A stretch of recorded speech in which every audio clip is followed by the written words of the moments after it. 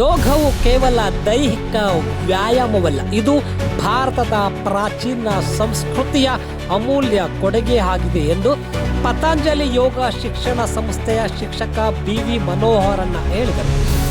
ಪತಂಜಲಿ ಯೋಗ ಶಿಕ್ಷಣ ಸಂಸ್ಥೆ ವತಿಯಿಂದ ಇಂದು ಚಳ್ಳಕೆರೆ ನಗರದ BMGHS ಪ್ರೌಢಶಾಲೆ ಆವರಣದಲ್ಲಿ ನಡೆದ ವಿಶ್ವ ಯೋಗ ದಿನಾಚರಣೆಯ ಕಾರ್ಯಕ್ರಮದಲ್ಲಿ ಅವರು ಮಾತನಾಡಿದರು. ಯೋಗವು ದೇಹ, ಮನಸ್ಸು ಮತ್ತು ಆತ್ಮದ ನಡುವಿನ ಸಮತೋಲನವನ್ನು ಸಾಧಿಸಲು ಸಹಾಯ ಮಾಡುತ್ತದೆ.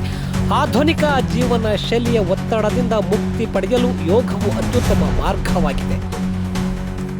ಪ್ರಾಣಾಯಾಮ ಮತ್ತು ಧ್ಯಾನವು ಒತ್ತಡ, ಆತಂಕ ಮತ್ತು ಖಿನ್ನತೆಯನ್ನು ಕಡಿಮೆ ಮಾಡಿ ಮನಸ್ಸಿಗೆ ಶಾಂತಿ ನೀಡುತ್ತದೆ.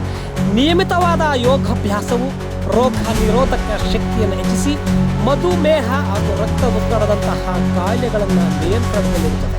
ಆಧುನಿಕ ಜಗತ್ತಿನಲ್ಲಿ ಜನರು ತಮ್ಮ ಆರೋಗ್ಯದ ಕಡೆ ಗಮನ ಹರಿಸುವುದು ಕಷ್ಟಕರವಾಗಿದೆ. ಆದರೆ ಯೋಗವು ಯಾವುದೇ ಉಪಕರಣಗಳಿಲ್ಲದೆ ಕಡಿಮೆ ಜಾಗದಲ್ಲಿ ಅಭ್ಯಾಸ ಮಾಡಬಹುದಾದ ಅತ್ಯುತ್ತಮ ಚಿಕಿತ್ಸೆಯಾಗಿದೆ. ಯೋಗದ ಮೂಲಕ ನಾವು ಪ್ರಕೃತಿಯೊಂದಿಗೆ ಏಕತೆಯ ಭಾವನೆಯನ್ನು ಅನುಭವಿಸಬಹುದಾಗಿದೆ ಎಂದು ತಿಳಿಸಿದರು. ಯೋಗ ದಿನಾಚರಣೆ ಕುರಿತು ನಗರದಲ್ಲಿ ಜಾಗೃತಿಯನ್ನು ಮೂಡಿಸಲಾಯಿತು.